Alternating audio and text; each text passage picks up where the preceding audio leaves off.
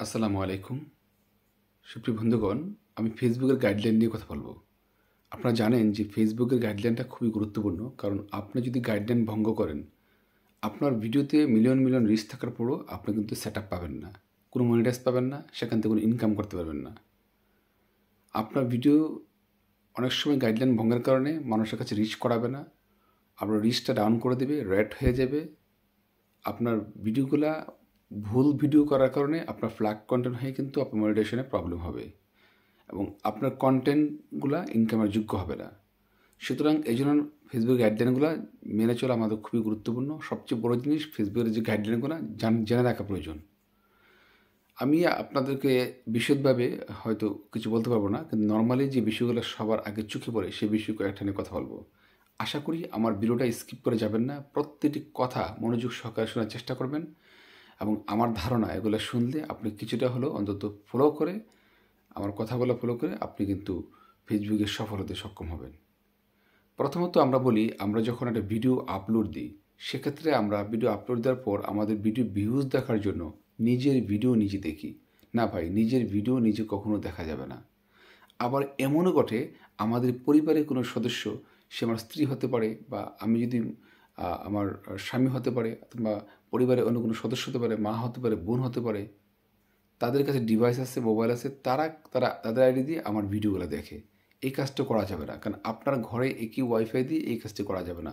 এমনকি mobile data ব্যবহার করলেও কিন্তু এটা কিন্তু একটা নির্দিষ্ট দূরত্ব আছে, কাছাকাছি হওয়ার কারণে কিন্তু ফ্রিকোয়েন্সির যে কাছাকাছি থাকার কারণে কিন্তু ফেসবুক অ্যালগোরিদম ধরে ফেলবে যে আপনারাই এই ভিডিওগুলো দেখছেন। এই কাজটা করা যাবে না। ভিডিও শেয়ারের ক্ষেত্রে করেন কি, আপনাদের যে এডমিন আইডি, সেই এডমিন আইডি দিয়ে আপনারা শেয়ার দিন। না, এডমিন আইডি দিয়ে ভাই ভিডিও শেয়ার দেওয়া যাবে না।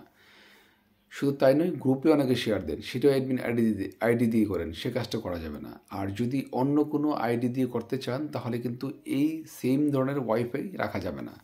যে ওয়াইফাই থাকে ওয়াইফাইটা রাখা যাবে না, এবং সেটা দূরত্ব অনেক বেশি হতে হবে। আপনার একই বাসায় বসবাস করে যদি এই কাজটি করেন, সেটাও কিন্তু করা যাবে না।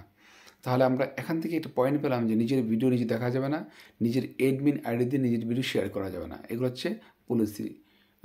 যদি এগুলো কাজ করে থাকেন, তাহলে কিন্তু আপনার যেটা হবে সেটা হচ্ছে রিচটা ডাউন হয়ে যাবে। আরেকটা এই কথা খুবই ইম্পর্টেন্ট, আপনারা অনেক হয়তো জানেন, সবাই বোঝেন। আপনারা কমেন্টস করেন, কমেন্টস করার ক্ষেত্রে অহরহ কমেন্টস করেন, কমেন্টস ব্লক খেয়ে যান। কমেন্টসটা ব্লক খান কিসের জন্য? আপনারা খুব বেশি অ্যাক্সেস করেন, মানে বেশি বেশি কমেন্টস করার চেষ্টা করেন। একটা না বেশি কমেন্টস করা যাবে না। কমেন্টস 5টা 10টা কমেন্টস করার পরে আপনি 1 ঘন্টা পরে আবার কমেন্টস করেন, তাহলে সমস্যা হবে না। কিন্তু একটা না একবার কমেন্টস করতে গেলে আপনার কমেন্টস ব্লক হওয়ার সম্ভাবনা আছে। ঠিক আছে? আর সবচেয়ে বড় জিনিস হচ্ছে, কিছু কিছু বিষয় থাকে যেখানে আমরা আমরা কোথাও রোগী আছে, রোগী দেখতে গেলাম হসপিটালেও, রোগী অত্যন্ত অসুস্থ, এই অসুস্থ রোগীকে আমরা দেখাবো না। অসুস্থ রোগীকে যদি আপনি স্ক্রিনে দেখান, তাহলে কিন্তু এটা ফ্ল্যাগ কন্ট্রোল হওয়ার সম্ভাবনা আছে।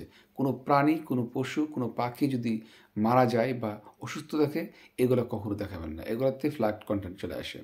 আর ফেসবুকের গাইডলাইন পরিপন্থী যদি কোনো বাজে কথা বলে থাকেন, বা ফেসবুককে ছোট করে কোনো কথা বলে থাকেন, সেক্ষেত্রে আপনার কন্টেন্ট ফ্ল্যাগ কন্টেন্ট আসতে পারে। ফ্ল্যাগ কন্টেন্ট বলতে আপনার ভিডিওটা এলিজিবল না, ভিডিওটা ইনকামের যোগ্য না, এই ধরনের ভিডিও কিন্তু ডিলিট করে দিতে হবে।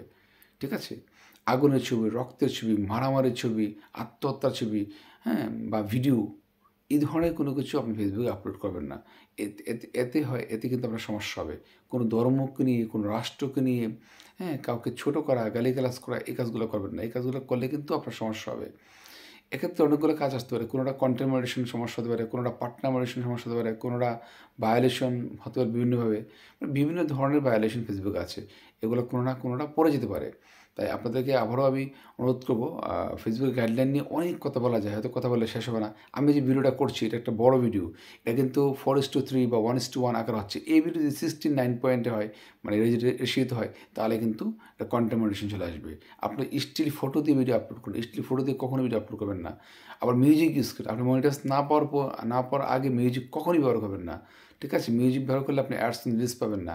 আরেকটা কথা বলি, যদি অ্যাডস অন রিলসে যদি কোনো কারণে আপনি মানে মনিটাইজ পেয়ে থাকার পরও আমি বলবো যে মিউজিক ব্যবহারের ক্ষেত্রে একটু সতর্কতা অবলম্বন করবেন। এটা আমার যতটুকু ধারণা। বর্তমানে আমরা জানি যে কন্টেন্ট মডারেশন চলে আসছে। কন্টেন্ট মডারেশনের মাধ্যমে টেক্সট লিখে, ফটো আপলোড করে, লং ভিডিও, শর্ট ভিডিওতে ইনকাম করা সম্ভব। এক্ষেত্রে আমি আপনাদেরকে পরামর্শ দেবো, আপনারা যারা স্টার সেন্ডার, স্টার রিসিভ করেন বা স্টার নেন, এই কাজগুলা করবেন না সহজে, কারণ এই কাজগুলো করলে কিন্তু সাধারণত এখন যেটা হচ্ছে সেটা হচ্ছে কন্টামিনেশন পাওয়া যাচ্ছে না। তো সামগ্রিকভাবে আসলে ফেসবুকের রুলস অ্যান্ড রেগুলেশন অনেক কিছু বলা আছে, বলার শেষ নাই।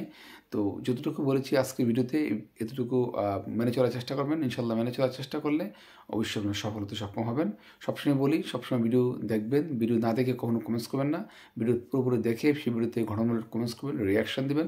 রিয়াকশান থেকে কিন্তু বেশ ভালো ফলোয়ার্সও আসে, ঠিক আছে?